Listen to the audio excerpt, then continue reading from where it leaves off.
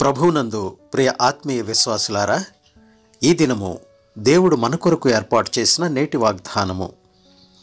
ఉపకారమును ధర్మమును చేయ మరిచిపోకుడి, అట్టి యాగములు దేవునికి ఇష్టమైనవి.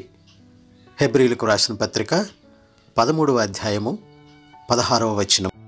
సహోదరి సహోదరులారా, కాంతిని ప్రకాశించనీయాలంటే అన్నిట్లో ఇది మంచి విధానం. మంచి మాటలు కాదు, మంచి ఉద్దేశాలు కాదు, మంచి పనులు చేయాలి.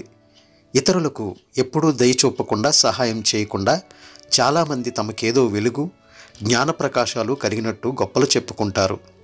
అదంతా వ్యర్థం. మనం మంచి పనులు చేయవలసినది మనుషులు ఆయన స్తుతించాలని గాని మనకు మెప్పు కలగాలని కాదు. కీడు వల్ల అపజయం పాలు కాకండి గాని మేలుతో కీడును జయించండి.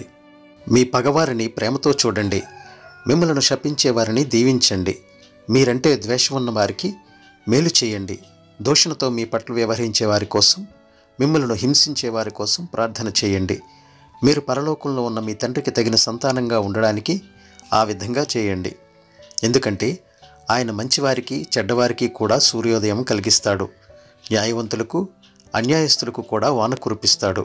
కాబట్టి అవకాశం ఉన్నప్పుడు అందరికీ, మరి విశేషంగా విశ్వాస గృహానికి చేరిన వారికి మంచి చేస్తూ ఉందాం. మీరు ప్రభువుకు తగిన విధంగా నడుచుకుంటూ ప్రతి మంచి పనిలో ఫలిస్తూ అంతకంతకు దేవుణ్ణి తెలుసుకుంటూ అన్ని విషయాలలో ప్రభువుకు ఆనందం కలిగించాలని ప్రార్థిస్తున్నాం. తండ్రి అయిన దేవుని దృష్టిలో కళంకం లేని పవిత్రమైన మతనిష్ట ఇదే. అనాథ పిల్లలను, విధవరాండ్రను వారి కష్టాలలో సందర్శించి సహాయం చేయడం, లోకమాలిన్యం తనకు అంటకుండా కాపాడుకోవడం. క్రీస్తు శిష్యులు క్రీస్తు ఆలోచించిన రీతిగా ఇతరుల గురించి, వారి అవసరాల గురించి ఆలోచించాలి. అయితే మద్యం తాగేందుకు, మత్తు పదార్థాలు వాడేందుకు డబ్బు అడిగే మనిషికి ఇవ్వాలా, లేక ఇతరులని మోసగించడమే వృత్తిగా పెట్టుకున్న గుంటనక్కలకు సహాయం చేయాలా? మనం ఇచ్చేది ఇతరుల్లో సోమరితనం లేక అడుక్కునే స్వభావాన్ని ప్రోత్సహించే హాని చేసేదిగా ఉండకూడదు. మనం దయ కలిగి ఉండాలి గాని తెలివి తక్కువగా ఉండకూడదని యేసు ప్రభువు కోరుతున్నాడు. ఎవరైనా నిజమైన అవసరతలో ఉంటే మనకు చేతనైతే సహాయపడాలి. అలాంటి వారు అడిగిన దాన్ని అడిగినంత మొత్తంలో మనం ఇవ్వలేకపోవచ్చు. అయితే అడిగిన వారందరికీ ఎంతో కొంత ఇవ్వవచ్చు. మంచి పనులు చేయడంలో ఆధ్యాత్మిక ధనం గలవారై, ఔదార్యంతో ఇతరులకు ఇచ్చే మనస్సు గలవారై, తమకున్న దానిలో కొంత పంచిపెట్టడానికి సిద్ధంగా ఉండాలి. మనమిప్పుడు ఏమి చేస్తున్నాం, ఏమి ఇస్తున్నాం అన్నది మన భవిష్యత్తు మీద ఎంతో ప్రభావం చూపిస్తుంది. చాలామంది తమ డబ్బుతో ఎంతో మంచి పనులు చేయగలిగి ఉండి కూడా స్వార్థంగా తమ కోసం వాడుకుంటూ తామే వృధా చేయడం చాలా విచారకరమైన విషయం. ప్రభువు ఇలా అంటున్నారు కదా, నీలో ఏ లోపము లేకుండా ఉండాలని ఆశిస్తే వెళ్ళి నీకున్నదంతా అమ్మి బేదలకివ్వు, అప్పుడు పరలోకంలో నీకు ధనం ఉంటుంది. ఆ తర్వాత వచ్చి నన్ను అనుసరించు. క్రీస్తు కోసం మనకున్న వాటినన్నిటినీ వదిలిపెట్టడానికి ఇష్టపడకపోతే పోరాటంలో జయం ఇవ్వడు. విడిచిపెట్టిన వాడికి దొరుకుతుంది. ఆత్రంగా అన్నిటినీ కోరుకునేవాడు అన్నిటినీ కోల్పోతాడు. అనుగ్రహింపబడిన ఈ వాగ్దానము నిమిత్తము ప్రార్థన చేసుకుందాం.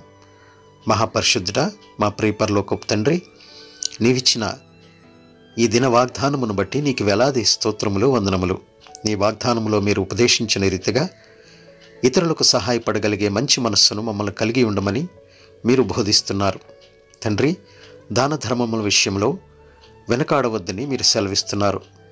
మీకు కలిగి ఉన్న దానిలోనే మీరు ఎంత చేయగలరో అంత ఇతరులకు సహాయం చేయమని మీరు సెలవిస్తున్నారు. తండ్రి, మా ప్రభు, మేము నీవు చెప్పిన రీతిగా సహాయం చేయ విషయంలోనూ, దాన ధర్మములు చేయ విషయంలోనూ వెనకాడే మనస్తత్వం కలిగిన వారముగా కాకుండా మాకు కలిగిన దానిలో ఇతరులకు సహాయపడగలిగే మంచి స్వభావాన్ని, బుద్ధిని దయచేయండి.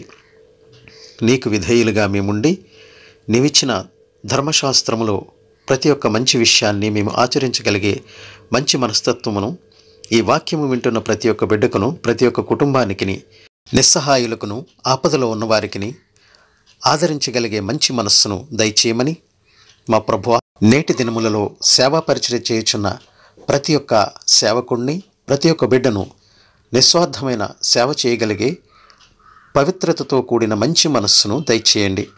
తండ్రి, స్వార్థపూరితమైన సేవ చేసేవారముగా కాకుండా తండ్రి, మేము నీతి నియమాలతో జీవించగలిగే నిస్వార్థమైన సేవ చేయగలిగే మంచి మనస్సును ఈ రోజులలో ఉన్న ప్రతి ఒక్క సేవకుడికిని, ప్రతి ఒక్క బిడ్డకును అనుగ్రహించండి.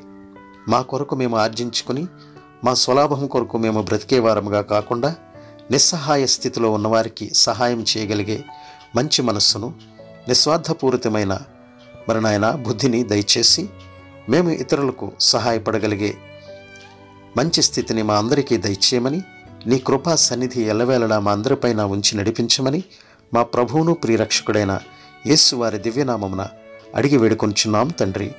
ఆమెన్.